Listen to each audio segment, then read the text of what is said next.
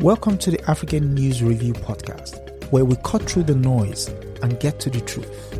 I am your host, Adesoji Iginla, and each week we are here to challenge the biases, prejudices, and misinformation in the Western press about Africa. Using historical context and contemporary insights, we set the record straight and reclaim the narrative. Tune in every Sunday at 12 p.m. Eastern as we uncover the real stories and reshape the conversations about Africa. This is the African News Review podcast, reclaiming Africa's narrative, one story at a time. Greetings, and welcome to another episode of African News Review. I am your host, as usual, Adesoji Iginla, and with me is our good comrade Milton Allimadi, editor of Black Star News and author of How Europe Was Demonized in the Western Media. Welcome, comrade. Karibu. Yes. Asante sana. Yes, so African News Review, as we all know, is your regular program where we unpack African stories in the Western press and sort of bring clarity to the complex realities shaping the African continent. And without further ado, I will go into our first story, which is from the New York Times, and it reads, 4 Lessons for Trump. I would love to see what your thoughts are on the story. So it reads, 4 Lessons for Trump from Britain's failed Rwanda deportation deal. And it goes on. And the lead says, the United States is said to be in talks with the African country about taking in expelled migrants. There may be lessons in London's experience, it says. And it goes on. On Sunday, Rwanda's foreign minister said his country was in early-stage talks with the Trump administration about a deal to take in migrants deported from the United States. That news had a familiar ring in Britain, where the former conservative-led government agreed to a deal in 2022 to permanently deport asylum seekers to Rwanda, and then spent 2 years and hundreds of millions of pounds trying largely, fruitlessly, to make the plan happen. When Britain's highest court ruled that the process broke human rights law, the conservative government tried to use new legislation to override the judgment. In the end, the policy proved an almost complete failure, and the new Labour government, which was elected last year, scrapped it, citing its huge expense and unworkability. Your initial thoughts? Well, it's very sad to see an African country having to prostitute itself in such a way. Because, and sadly, in the particular case of Rwanda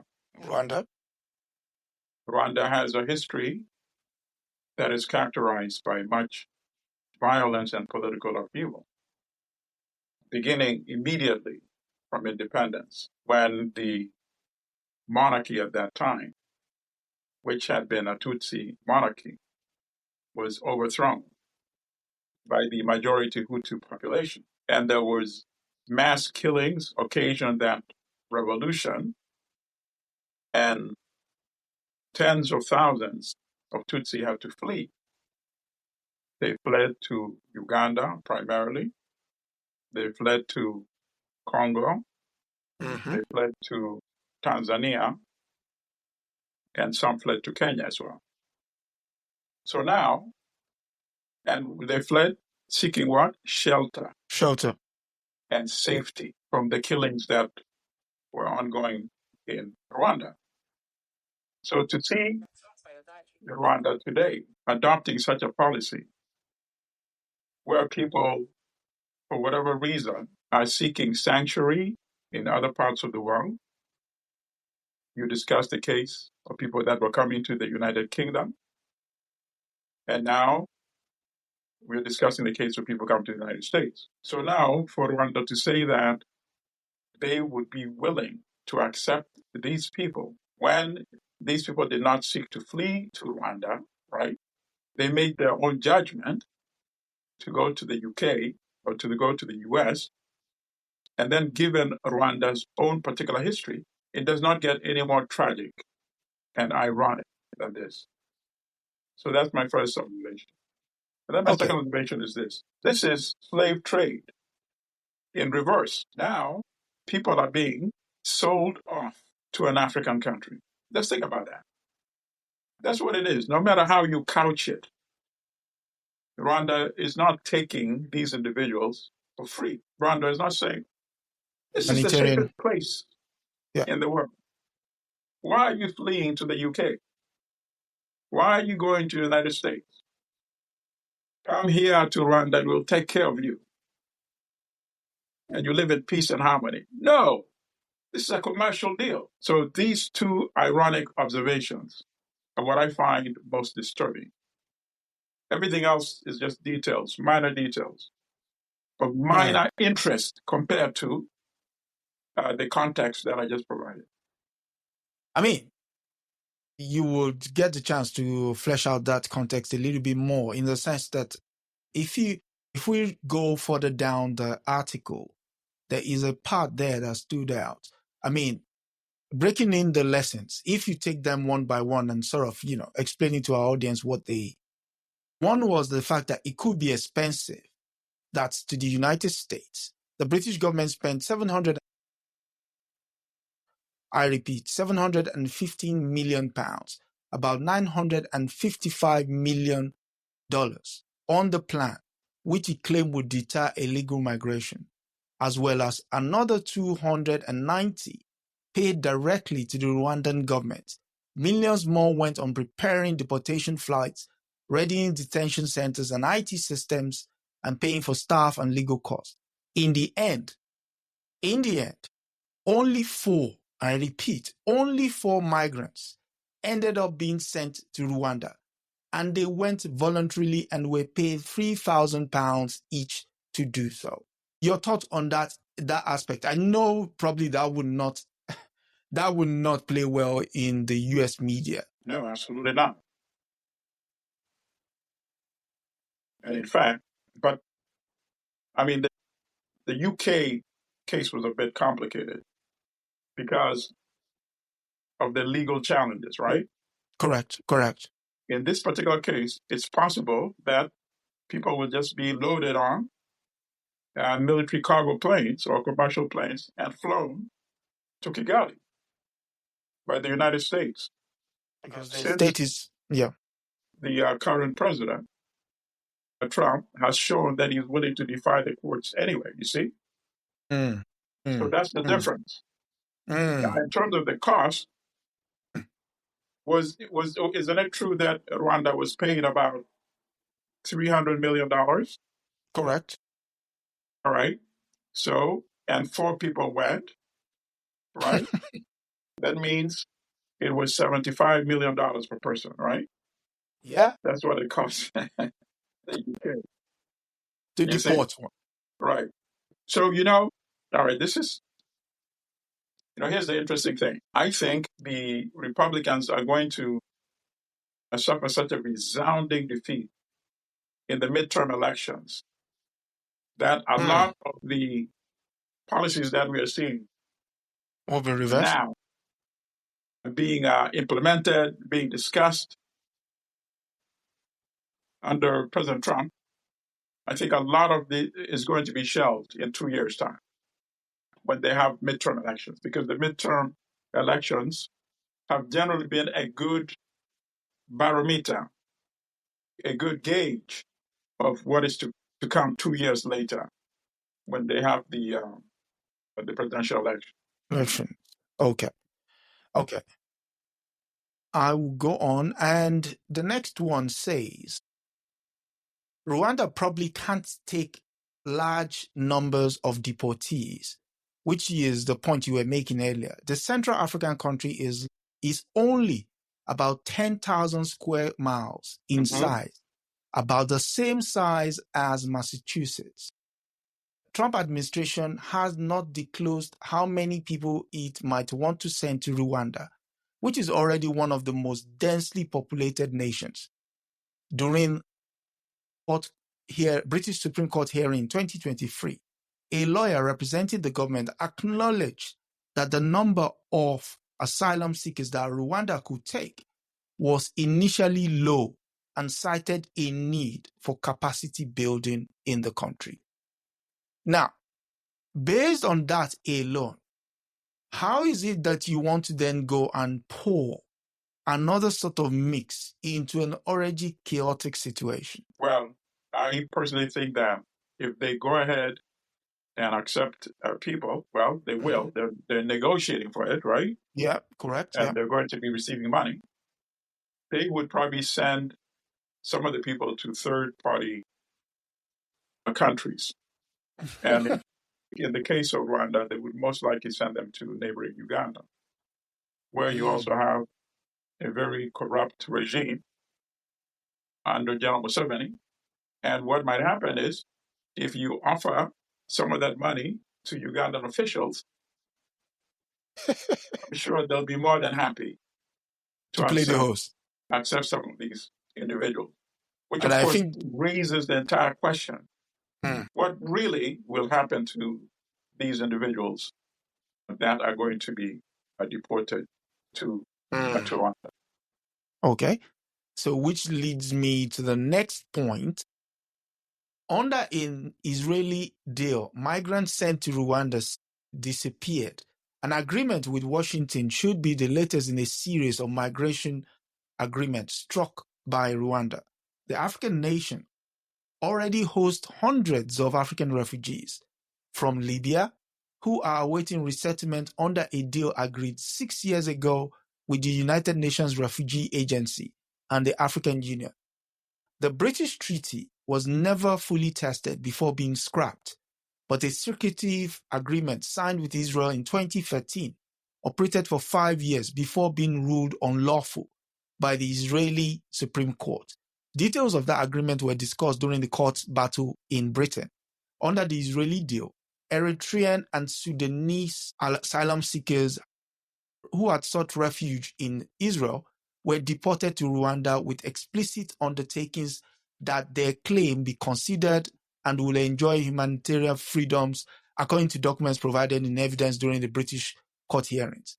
But the British justice found that Rwanda had not complied with those assurances and that asylum seekers deported by Israel were routinely moved clandestinely to Uganda by driven to the border and put driven to the border or put on flights, which is what you said earlier. Now, listen, regardless of what we just read, I think people just need to reflect more on this, right?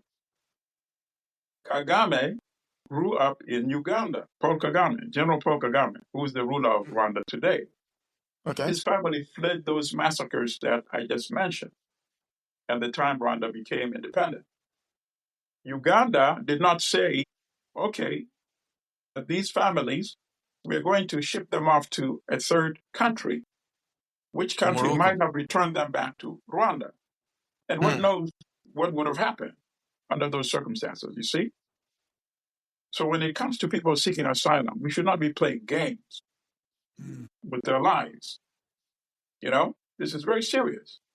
And it's very shocking and ironic that you find an African country so desperate for diplomatic accommodation with the United States, desperate for sources of revenue so that the government can function, coming up with these elaborate schemes, you know, trading in human beings, you know, reverse slavery to raise monies in order to function. It's a very sad state of affairs for an African country, specifically Rwanda, but for Africa in general as well. Can I ask you to comment on the title of this piece in the New York Times? And the reason I say that is what drew my mind to it was, I hope I'm reading it wrong. When it says and I'll go back, when it says 4 lessons from Britain's failed Rwanda's deportation deal. Is this supposed to be a coaching manual? Well, you know what? And I'm glad you put it that way because, you know, it really goes back to reinforce my point about reverse slavery. reverse slave trade, when Africans commodify or non-Europeans are commodified, right? A lot of the people that are going to be shipped off to Rwanda are going to be non-European people, right? So if you want to learn how to be engaged in a slave trade efficiently, then you do need a manual. And I'm glad you caught that. And these are the instructions and guidelines. The manual of how to engage in slavery efficiently based on lessons of the United Kingdom.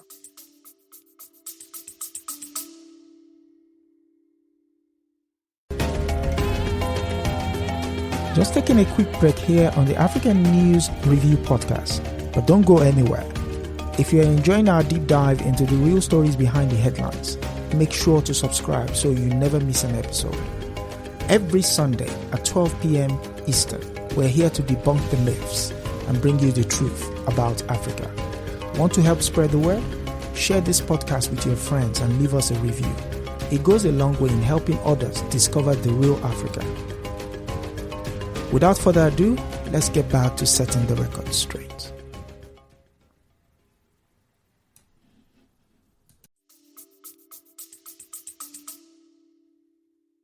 And it goes back to this thing that we keep putting out there week after week. It's the fact that history not only rhymes, it repeats itself. All the time, especially if you are not informed of the history that our people have endured. You know, you fail to see the repetition and you fail to capture the subtlety. But, you know, that's the purpose of this platform. And I assure people that the more we interact with you, the much more efficient you're going to become in reading what they write. Because sometimes, here's a good thing, sometimes the lack of empathy, you know, whether it's racist, paternalistic, or what have you, is so deep-seated that they don't even realize it. They don't realize it. I'm not saying that exonerates them, right? But the good thing is they don't realize it. So they write in a way that we can actually analyze and read their state of mind, or at least their attitude toward African people. You see? Because, I mean, if you title a headline like that, 4 lessons, you're not saying how inhumane the idea is that you're farming people out to a third country. Yeah, you're saying if you're going to do it, this is how you should do it. Right. But because it shows that they don't have anybody on their editorial staff who's willing to and who would not be able to articulate what we're saying right now, you see? And then say, you know what, there's a problem with this headline. And then they would say, why? And then you'd be able to explain to them. It shows you the kind of people that they have staffing an institution like that. But it's not specifically just them, so you can't hold them out. It's a very generalized lack of knowledge about Africa, lack of concern about Africa. Even the ones who think that they are progressive and enlightened, to a large measure, they actually are not. You know, because you have to go out of your way to know the true Africa, the true history of Africa. And that would then reorient your perception. Thinking. Yeah. Exactly. Toward Africa, toward Africa, toward African history, and toward situations that Africans encounter in their daily existence, you see. Okay. And so thank you for that. We go to our next story from the Financial Times, and it reads, wait a second, it's from the great country called Uganda. Yes. And it's anger in Uganda after leader's son claimed he abducted rival's bodyguard. The lead says crackdown on Bobi Wine and his supporters by military chief, seen as undermining stability in East Africa. And it goes on. President Yoweri Museveni's son, who is also Uganda's military chief, has sparked outrage by claiming responsibility for the detention of opposition leaders Bobby Wine's bodyguard and threatening to castrate him. In a string of posts, the General Muhwezi, who is often touted in a potential successor to his 80-year-old father, said he was holding Eddie Mutwe, Wine's bodyguard, in his basement, and he said they will be coming for the opposition leader himself next. He posted a picture of Moise undressed and with his beard shaved off. Go ahead. Okay, I thought you wanted to say something. Bem second. And it goes, Museveni is initially presided over a long political economic recovery, with Uganda becoming a key Western ally, but soon developed into, the usual story. Bobby Wine, a former pop star whose original name is Robert Kusungweni, has been the main challenger in the 2021 elections. He himself has been jailed and beaten on many occasions. So, this is the latest salvo with regards to harassment and what have you. But why is this case very different? All right. Well, I guess it's different because this is the chief bodyguard. And so you have this general, I call him the deputy dictator, admitting that I have him, I kidnapped him, and I am, and he also said, yes, he's tortured him. Yes, he did. And, they say threatened to castrate him. But, and people should not make the mistake to read this as erratic behavior by an individual who happens to be the son of the dictator and who is the commander of the Ugandan army. These are actions that are either initiated or at least authorized by Museveni himself. And in my assessment, what he's trying to do is trying to test the waters of how people will react when we come to next year's election, which is scheduled for sometime in January 2026. So he's testing the waters, see how supporters of Bobby Wine will react, how the international community will react, and how the population in general would react. These are precisely some of the measures that he is contemplating to execute next year, either in terms of apprehending the key people around Bobby Wine, including his top security guy, like this individual, Eddie Mutwe, or how would people react if he were to lock Bobby Wine himself up as well. He's testing the ground. And it's very sad because it shows you how selfish this dictator really is. He says, no, he doesn't care about his son at all. It's all about him all the time. And Ugandans talk about this all the time. Doesn't care about his son, doesn't care about his family. It's all about what is good for General Museveni. And why am I saying this? Even the sons of Saddam Hussein would never admit that they kidnapped, let alone tortured an individual. Just think about that carefully, right? True. Because once this individual, and that's where it's going to end up eventually, once this individual, General Muhwezi, ends up before a tribunal or the International Criminal Court, they don't even need witnesses. They're going to use his own words, right? To convict him. And this is not the first time that he's admitted. He made many instances. He's admitted. He said this is what he wants to do. He's posted several occasions that he wants to behead Bobby Wine. If it was not for his father, Bobby Wine would be dead by now. So he's tweeted those kinds of tweets.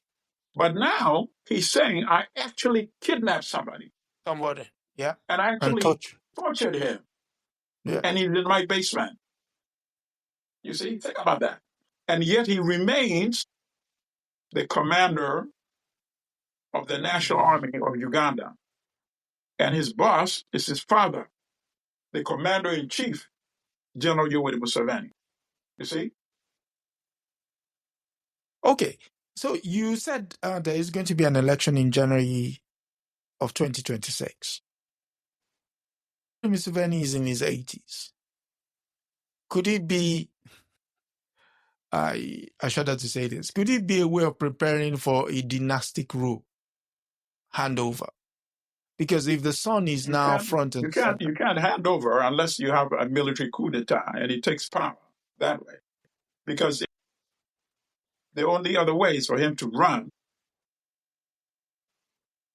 and nobody, okay, so his father is already president, you see? Yeah, correct. And his father has been rigging elections. But it's different to rig from the incumbency. But for you who've never been president, which is his son, to come there and rig. There are some people who have benefited from his father's long rule, right? Correct. So That's usually the case. Those people may want him to continue. So their benefits would continue. So those could vote for General Museveni. So he would get some votes. It would not be a zero, right? Okay. Even though Bobby Wine would still defeat him overwhelmingly, as Bobby Wine did in 2021. And General Museveni just refused to yield power. So I'm saying all this to suggest that nobody believes that anyone would vote for Muhoozi. Demonstrated not only cruelty, but erratic and almost insane behavior. You see? So it's very difficult to see how he can end up being in power in Uganda unless it's through a military coup d'etat. And that itself is a challenge for him because many elements in the military really detest him because they know he only became a general and commander of the army because of his father. Well, the many qualified professional soldiers and generals in the army. So I don't even see how he would be able to sustain, even if he executes a coup d'etat and says, oh, I'm the president now, you know, like a palace sort of coup d'etat so he could take care of his father. I don't think that would be sustainable because there's so much opposition in the army. Yeah, so it doesn't have that kind of clout. Okay. Right. Okay. So one final question on the Ugandan position. Do you think the external powers can lean on the father to say enough is enough with regards to his reign? Possible. Okay. Very possible. They may not be able to prevent him from running because that's really the only way that we can preempt any possible mass bloodshed following the election. But I think the young people have really had enough. If you were to rig another election, I think we would see, serious upheaval. So that would be the ideal way. That he not even run in the elections. Okay. I can't see him running and accepting defeat because that would be another possible way to cool things down. Run and say, okay, I've had a long run. Yeah, I've had a long run. It seems that, the people have selected somebody else. And because you think he's humble enough to accept that? The key thing is he wants some assurance that there is no retribution against him and his family personally, right? Okay. So what would it take for there not to be retribution? You see? And that's the key question. It's very hard to see him, especially when his son continues doing this kind of behavior, which I believe would not happen if it's not authorized by the father himself. So when you're doing these type of atrocities, and you still want to say, oh, I'm willing to step down from politics and retire in my farm in Uganda and continue living in Uganda, you make it very difficult. You see, you make it very difficult. He's because not of the shown the signs of a man who wants to pave the way for a peaceful transition. You would not have these types of behaviors if that was what was going on in his mind. You see?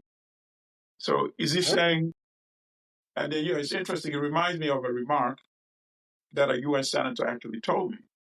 He said, listen, we know Museveni wants to remain the ruler of Uganda, the president, because he thinks that's the only way he can protect himself, his family, and the ill-gotten wealth. That's what a U.S. senator is saying. Think about it, Oh, well, I mean, what else is there to say? That's the usual dictator playbook. Right. Unless it's another possible scenario. this guy that they sent to pave the way for negotiations between Rwanda and Congo, Bulus, the father-in-law of Trump's daughter. Right.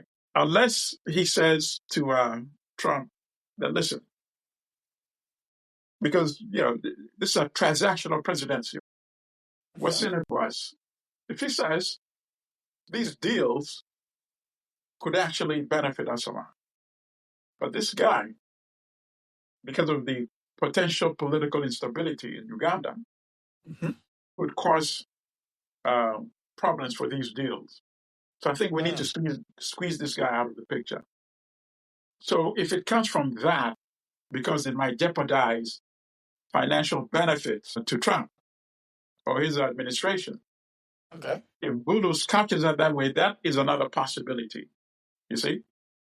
Then they might be able to squeeze him sufficiently. But Museveni will keep his head down, knowing fully well that might be the case. And that is a problem. At the end of the day, of course, he'll never be a Mandela. He'll never be a Nkrumah. He'll never be a Samora. Even a Kaunda. Even Mugabe, with his overstay in office, he's still way above Museveni in terms of his credentials for liberation war, the land reform, and all that. So he'll never be in that caliber or circle. Yeah. But at the same time, I'm not sure if he wants to be in the same caliber as a General Burhan in Sudan, or General Hemeti, the leader of the RSF in Sudan, or Siad Barre of Somalia. The country completely ruined because of his the aftermath of his overthrow. Does he want to be in those circles and discussed in the same way? I doubt it. So perhaps he may surprise people. Otherwise, of course, he'll end up being discussed in the same circles as Burhan, Hemeti, Siad Barre, and all those who are Hosni Mubarak ruined and destroyed an African country. Okay. Yeah. So speaking of ruin, someone's political career has been ruined, and for that story, we stay with the Financial Times, and it reads: ex-Swiss chief Tijani Thiam vows to fight Ivory Coast electoral ban. It goes: Ivorian opposition leader and former Credit Suisse chief executive Tijani Thiam has said he would use every legal means to fight a ruling that has barred him from running for president later this year. A court in Ivory Coast commercial capital of Abidjan this week ruled Thiam, who returned to Ivorian politics in 2023 after leaving Credit Suisse following a corporate espionage scandal, should be struck off the electoral roll because he was a French citizen at the time of his registration. Thiam told the Financial Times that the decision was a travesty, accusing the ruling rally of Houphouët-Boigny's for democracy and peace, a campaign to orchestrate his removal from the electoral register and sideline him ahead of the October elections. Though the decision cannot be appealed, leaving Thiam with limited options in the courts. Now, there is a part here. Okay, yeah. Thiam has also called on Ivory Coast international stakeholders to support democracy in his country. The region is on a democratic evolution and not in a very good place, Thiam said.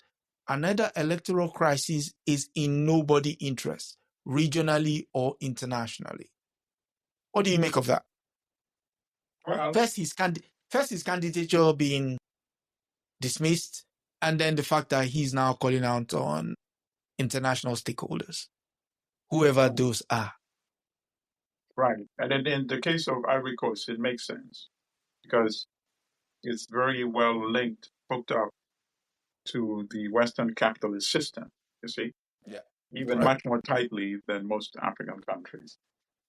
So that explains the statement about the international stakeholders. Now, in terms of him being ruled ineligible, it is very ironic. I don't know,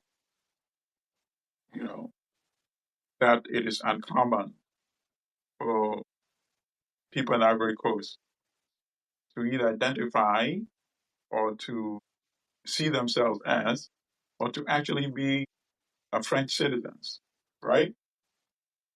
So to use that as something to disqualify him is completely preposterous, you see? And now, this is an individual who's been outside the country for a long time, right? Yes. But in the past, I think he had also been a part of the government in the past. So, correct. Yeah.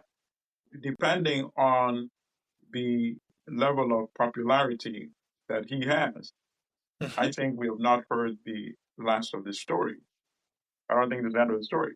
And then, of course, it's so ironic that the President Katara, is the one who's implementing something like this. This is the same individual who was initially barred from running for the presidency because he was accused of being a Burkinabe from Burkina Faso. And that actually led to the beginning of a civil war. Civil war, yeah. In the Ivory Coast. To so now unseat the same Lawrence Gbagbo, individual who went through that test of fire is now trying to start playing this game again in yes, the Ivory Coast. I mean, is it because he's 83 and some of his, faculty is now compromised? I can't understand it. Why risk something like that when you saw the consequences of what happened? correct, When your citizenship was questioned, you see?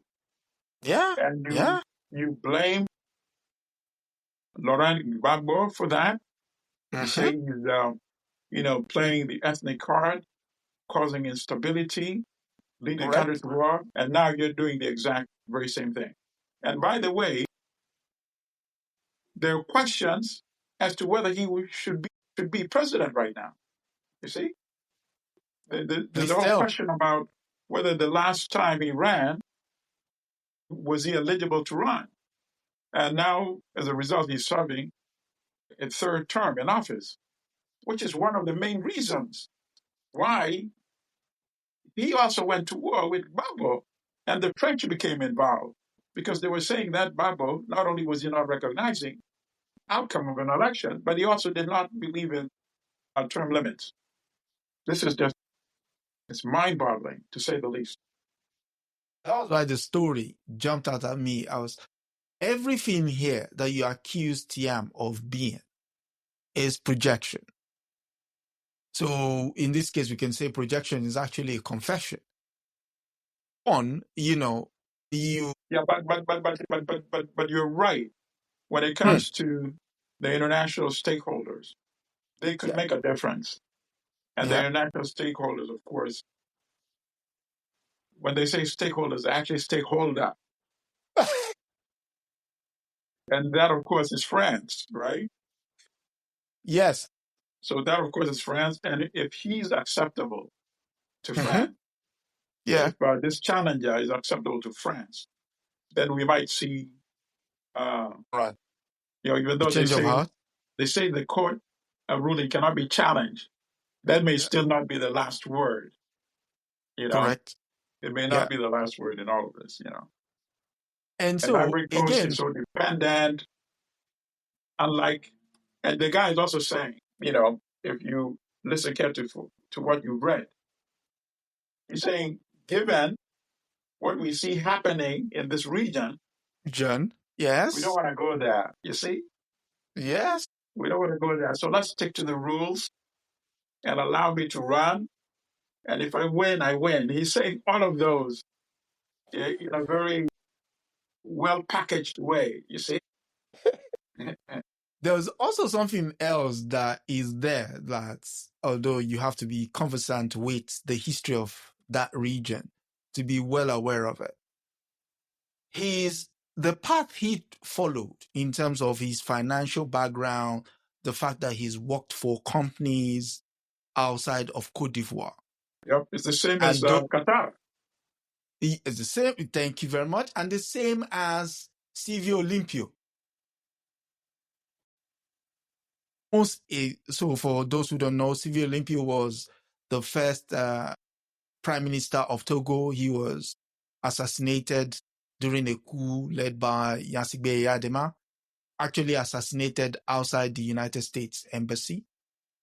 But I say that to say that was I think it's like a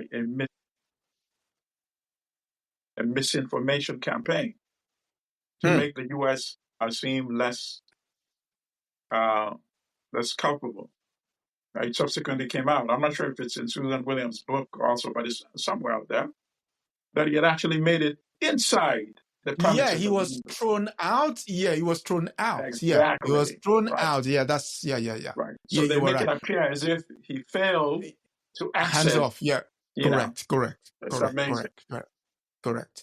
Yeah. So it follows the same path as, hopefully he doesn't end up that way anyway.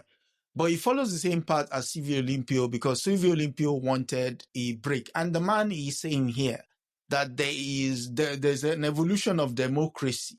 So he's saying almost that the people yearn for something. Don't get in the way of it. Because if you do, it's not going to be palatable for everyone. So, again, Ivory Coast would end up joining the alliance of Sahel states. Sahel states, yes.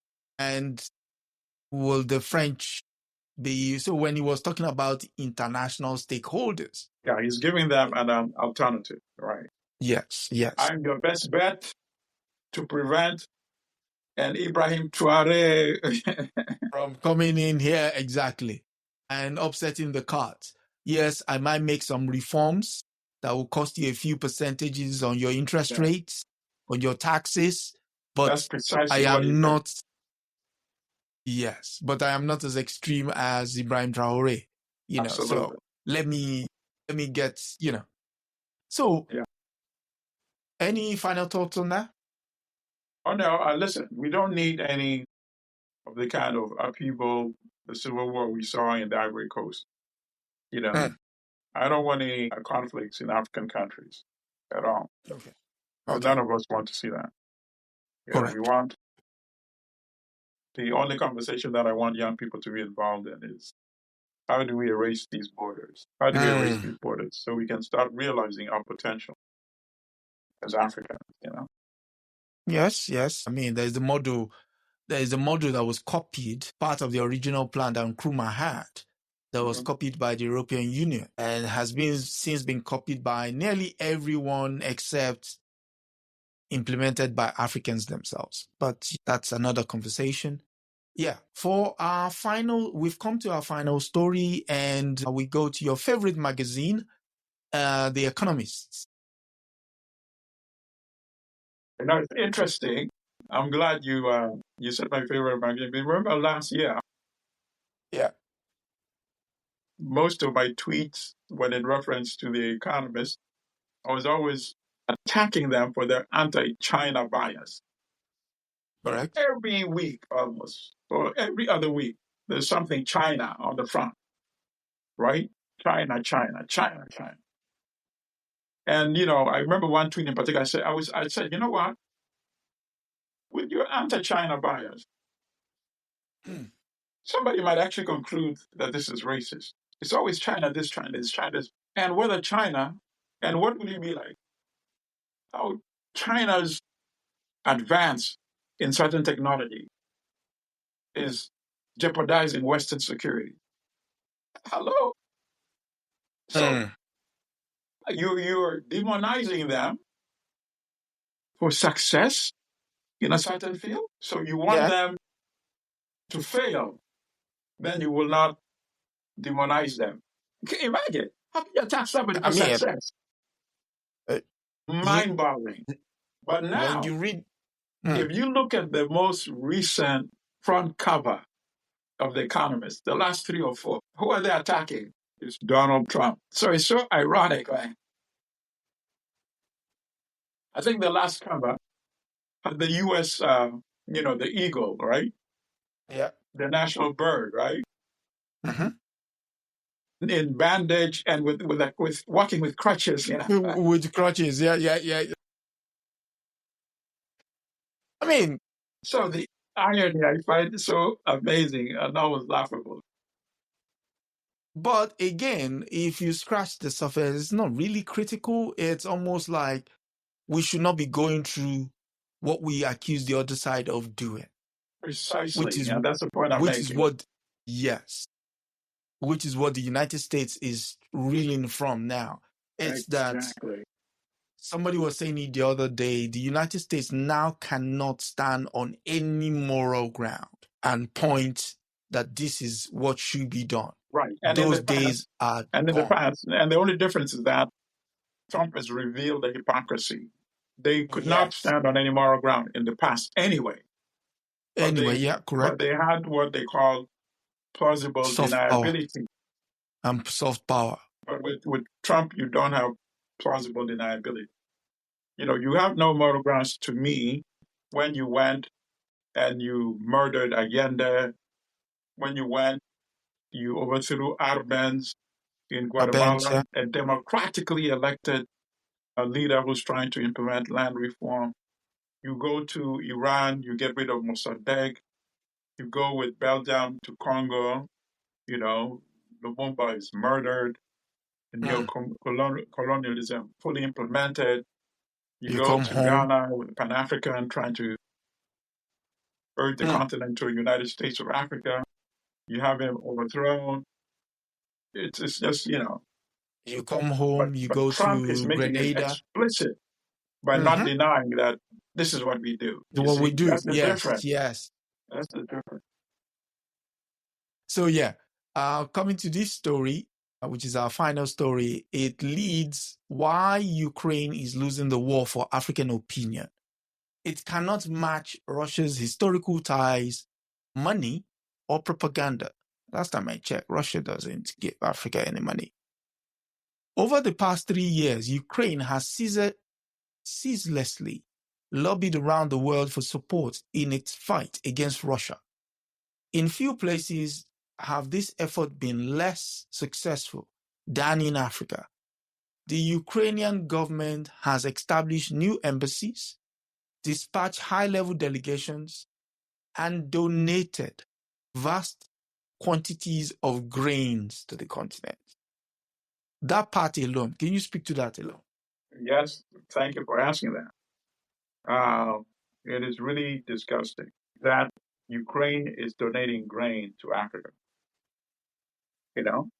There's just no excuse and no justification at all. And so when I read reference like that, this is when I'm very harsh and very critical on African governments, rulers. There should not be any circumstance where Africa should be receiving food from Ukraine. It should be the other way. From anyone. It should be the other way around. So this level of failure is completely inexcusable. That alone, I think, in any African country is justification to get rid of any African leader. In any African country where the leadership is not able to feed the population, that government should not be in place. Pure and simple. That should be number one condition for every citizen of any African country. We can't feed the people. Why? You think about that. Correct. To be fed is the number one condition, prerequisite for existence. Otherwise, you don't exist. So if the government cannot assure my existence, why should that be the government? You see? Correct. To be honest, that to me was the most interesting part of this article, actually. It's something we've talked about numerous times.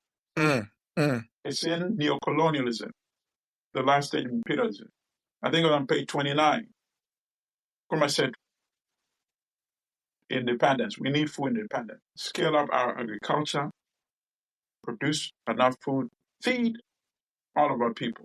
If you had done nothing else except feed all of our people, then I would say, okay, you've succeeded, given the history that we've seen over the last 60 years, you know? Whoa. Yes. Ukraine, Yes. look at the size of Ukraine. Look at the population of Ukraine. Now Ukraine is giving grain to African countries. And in return, wants favorable political outcome out of that. Yeah, feed them. It has come to that. Yeah, feed them. No, my brother, this is quite serious. Feed the hungry This is Africans. very serious. Very serious. I hope our people see this. I mean, it's even in the That's how first serious paragraph. the reading is. You know? So we can actually change things in Africa, but we have to first change our minds, right? And I hope people are watching what is going on in the alliance of Sahel states. You know, forget about the leadership. You know, forget about the rulers.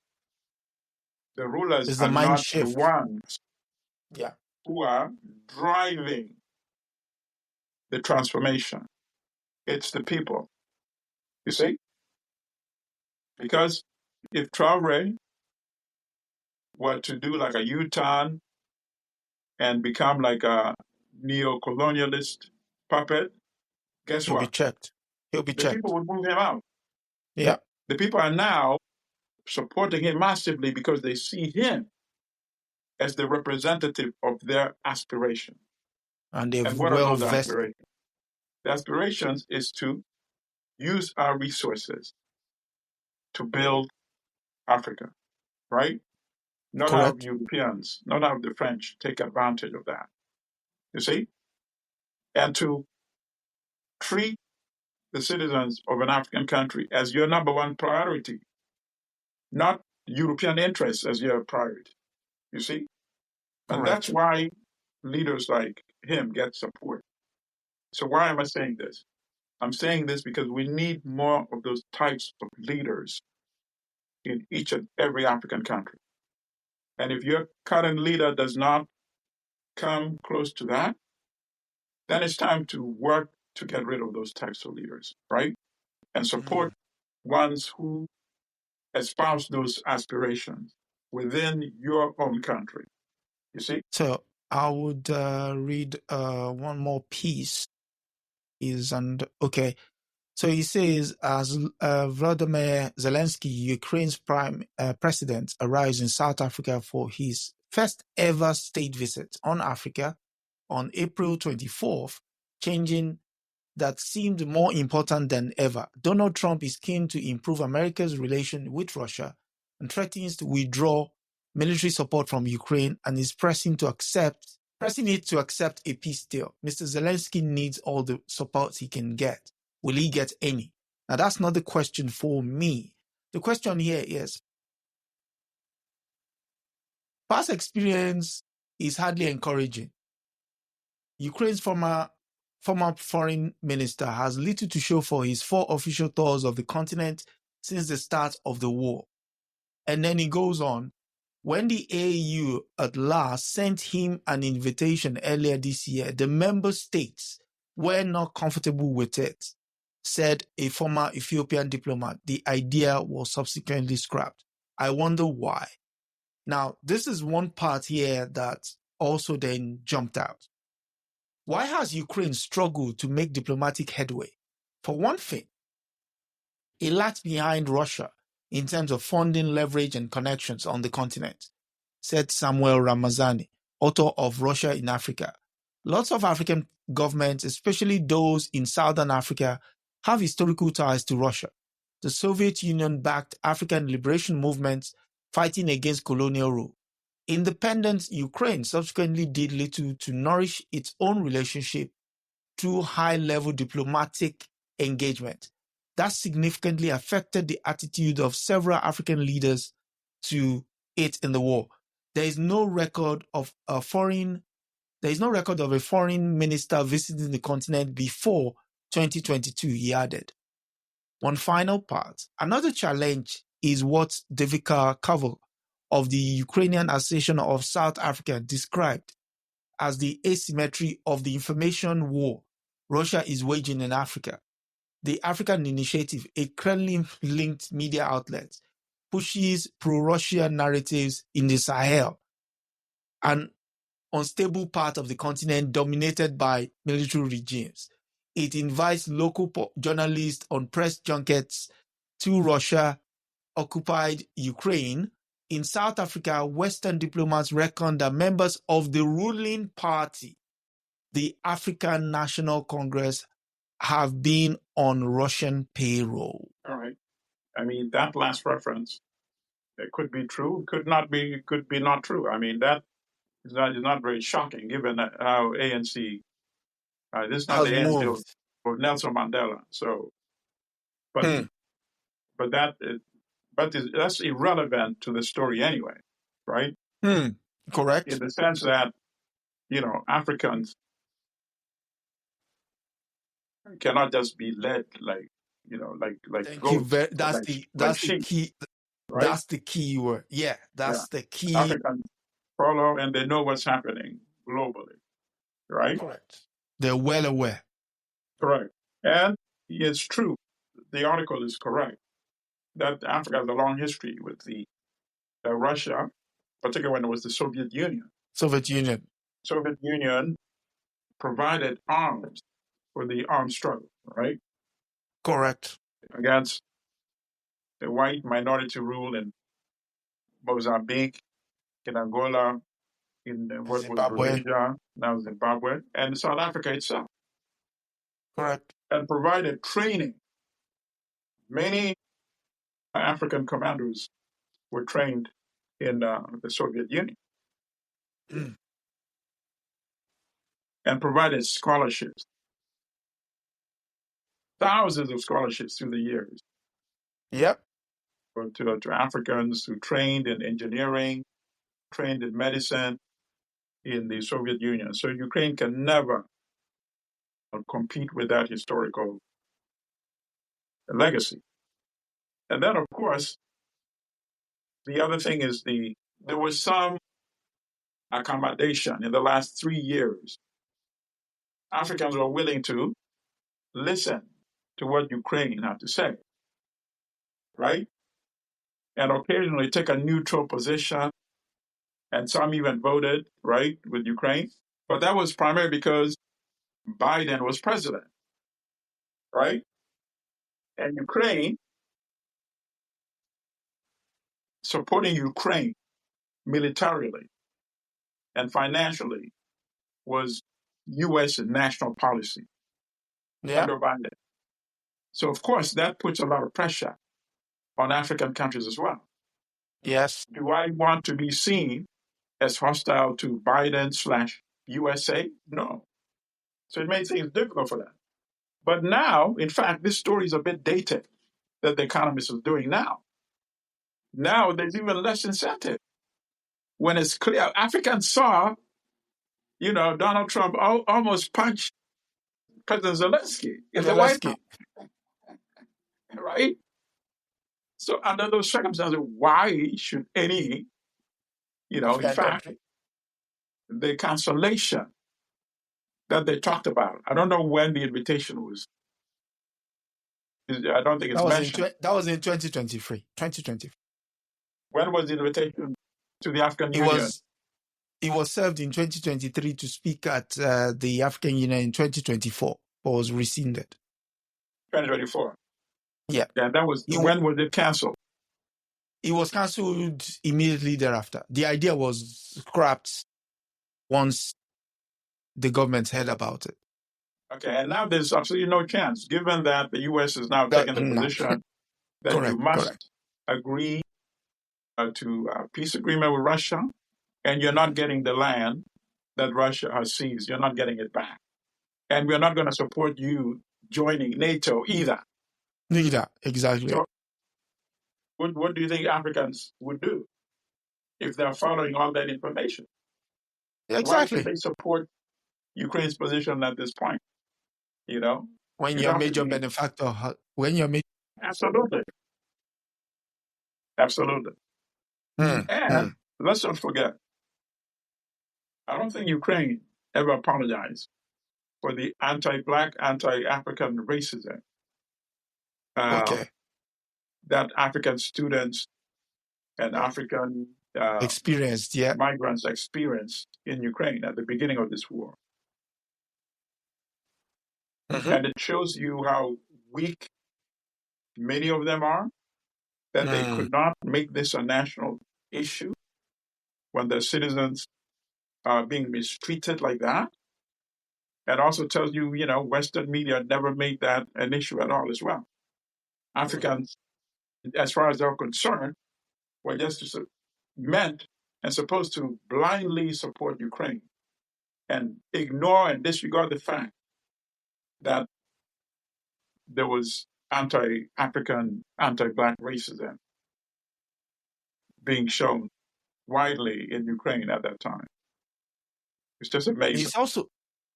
It's also insulting that you will put down the notion that Africans were abreast of the news, down to information, propaganda, and what have you. If you read the Western, when you read that part, I said that's irrelevant to this at all. It just shows you how I don't even know the right word to characterize this reference in The Economist. So we are told, go jump off the bridge. Okay, I'm ready. Where's the bridge? Go tie a rope around your neck and hang yourself. Okay. Why did you do it? Why did you do it? Because Russian propaganda told me to do it. The mind boggles. Again, it's one of the reasons why we do what we do here on a weekly basis. And what can I say? Every week, we never fail to be amazed with the level to which the letters that are put before us describes the African continent in words or even in nuances that just are laughable. It's that you have this, we've been trapped in this kind of mind time that we can't think outside of that box. We've been colonized, so everything they say about us is the fact. Who are you to, question it? Because if the way you take after the BBC, the Economist on a weekly basis, they heed it, then most of these stories we probably will not get it. But again, going back to the story we ran, the first one, the 4 lessons that Trump can learn from the UK, it goes back to this is learned behavior, and they've decided who is going to check us. Who? Well, we are. Exactly. Which is why we do what we do. We definitely will check that. Yes. Again, we've come to the end of another episode of African News Review. If you like what you've heard so far, do like, share, subscribe. Share it with people that would find value in what it is we do here. And as always, I am most grateful to Comrade sparing his time. Comrade, your last word? Victory Aseta. Yes. And from me, I would continue to, here it's Mother's Day in the United States. Yeah. I would reference Thomas Sankara, who said mothers are the leaders of revolution. So what else can we say? And happy Mother's Day out there. And from me, until next week, have a lovely week ahead and God bless. That's a wrap for this week on the African News Review podcast.